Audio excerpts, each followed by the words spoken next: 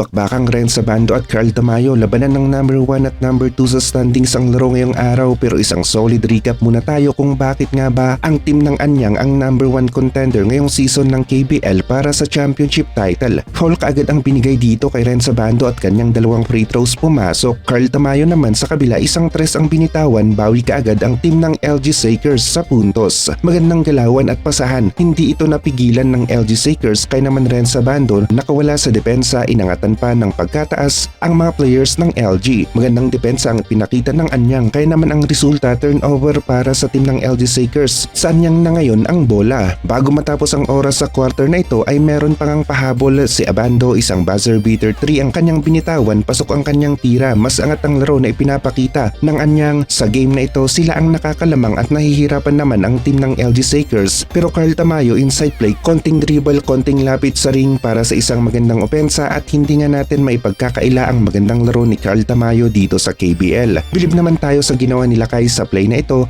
may pahang time pa nga at iniwasan ng depensa sa ere para sa isang magandang layup at kaya nga rin tinawag sila kay na Air Abando dahil sa mga ganitong plays na nagagawa ng isang Renza Bando. Carl Tamayo jab fake muna at nakalusot nga siya sa kanyang defender at napa-euro step pa nga. Maging ang help defense ay wala na nga rin nagawa sa play na ito. Renza Bando ginamit ang screen, merong konting espasyo, bimitaw ng tres, pasok ang tira ni Renza Bando. Nagkakapisikalan na nga ng konti, nagkakatamaan na. Renza Bando nakakuha ng foul sa play na ito laban sa import ng kalaban. Renza Bando na moste pa nga pumeke, kumagat ang defender, may help defense mula sa import ng kalaban pero maganda ang bitaw nila Kai, pasok ang kanyang tira. Maganda naman ang assist ni Carl Tamayo sa play na ito, nakita niya ang kanilang import para sa isang easy basket. Solid na pasahan ng Anyang ang kanilang ipinapakita. Nakita nila ang open nilang kakampi sa 3-point area. Masaya ang coach ng Anyang sa mga oras na ito at sina Carl Tamayo naman ay nawawala ang kanilang laro. Exhibition pa nga ang ginawa ni Abando dito, parang Air Jordan ang galawan, may pahang time at hindi ganon kaganda ang pwesto. May defender pa nga na nakatikit sa kanya pero Renza Bando pasok pa rin ang kanyang tira. Tuloy-tuloy ang magandang opensa nila Kai, napaka-unstoppable ng kanyang galaw na ipinapakita sa larong ito. Hirap na hirap silang pigilan ng isang Renza Bando. Konting lapit sa basket bago ang step back para sa separation sa defender. Ganito ka-basic ang ginagawa ni Renza Bando laban sa depensa ng LG Sakers. Carl Tamayo at ang LG hindi ganon kadaling bumitaw, patuloy pa rin sila sa paghabol sa score. Yun nga lang, Renza Bando at Anyang iba talaga ang galawan ng kanilang laro sa game na ito. Di hamak na mas angat kontra sa team ng LG Sakers at ang Anyang ang lumabas na panalo. Halos parehasan lang ang dalawang teams na ito at sa kanilang susunod na laro nga ay mahirap pa rin na mapredict kung sino ang mananalo. Number 1 at number 2 sa standings, halos dikitan lamang ang dalawang teams at hindi nalalayo ang record nila sa standings. Isang magandang laban na naman ang ating aabangan ngayong araw at mas lalong didikit pa nga ang team ng Anyang sa standings kapag nagawa nilang manalo ngayong araw laban sa team ng LG Sakers. Kung ganitong klase nga ulit ng laro ang maipakita ng Anyang laban sa team ng LG ay panigurado na sila ang mananalo, pero magaling rin ang LG Sakers na gagaw nilang makapag-adjust, kaya magiging pagalingan na naman sa adjustment ang isa sa magiging labanan sa game na ito.